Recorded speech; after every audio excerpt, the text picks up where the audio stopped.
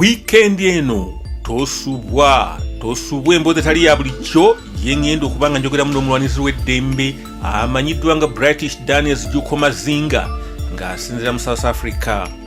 Ogenda kuwulira by'otawulirangako omuli okukimanya nti Uganda wetwogerera efugibwa bamafias abakulirwa Ssaabamafiya era terrorist awedde emirimu Yoweri Kaguta Museveni.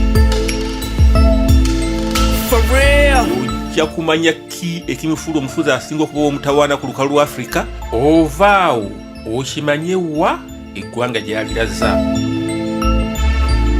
Bingi n'ebisingaawo birinde mu programu yo Uganda in South Africa wano ku UCRG TV Live.